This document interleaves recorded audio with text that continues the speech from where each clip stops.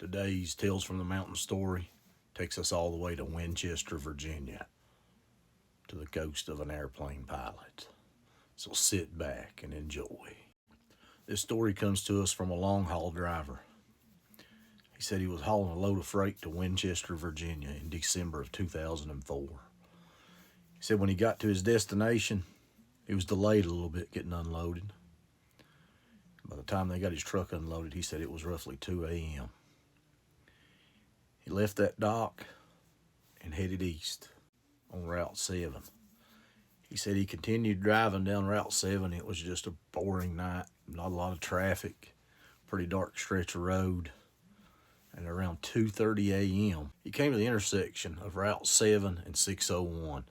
He said near Bluemont. And he decided he needed to pull over somewhere and check his map. So he seen a gas station sign up ahead, pulled over. He said it was just a weird night, kind of, just a moonless, dark night. No traffic, nobody at the gas station. Had his interior light on looking at his map. When all of a sudden there was a loud knock on his door. It spooked him. He said he jumped, reached up, turned his interior light off so he could look outside and see who was outside.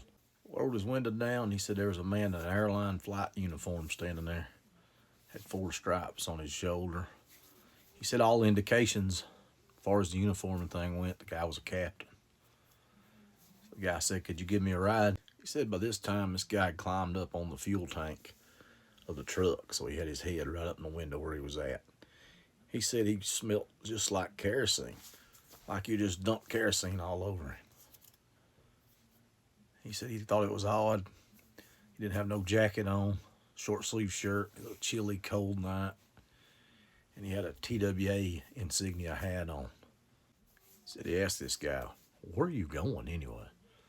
Said the guy had a raspy voice. He said, "I work with TWA. I need a ride to the airport. I got a flight I need to catch and work." He said, "I tell you what, I'll give you a ride to the next open store where I'll drop you off and you can go in and call you a cab or something. Get you a ride to the airport." And he said then this guy mumbled in a raspy voice, "We could descend."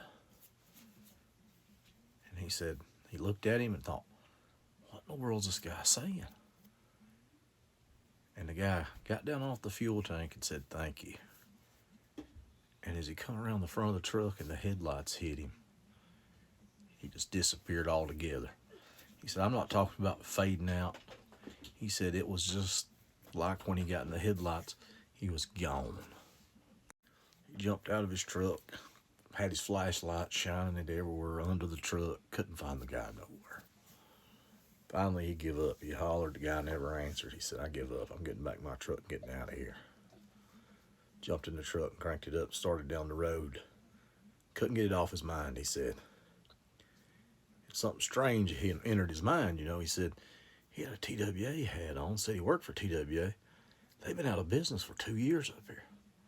So what's going on? When he got home and done some digging, he found out on December 1st, 1974, a Boeing 727, flight number 514,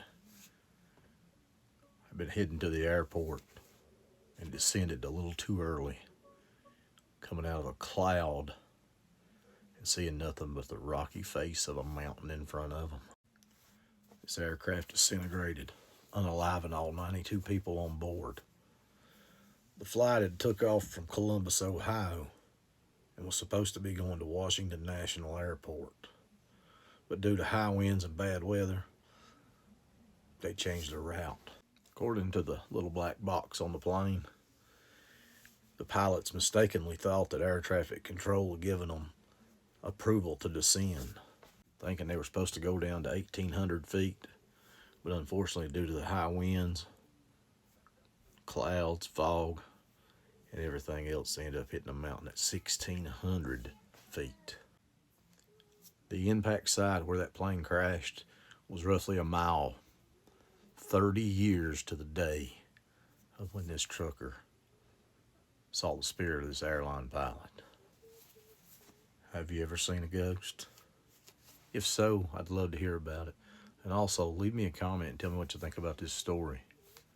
And don't forget to follow me for more Tales from the Mountains.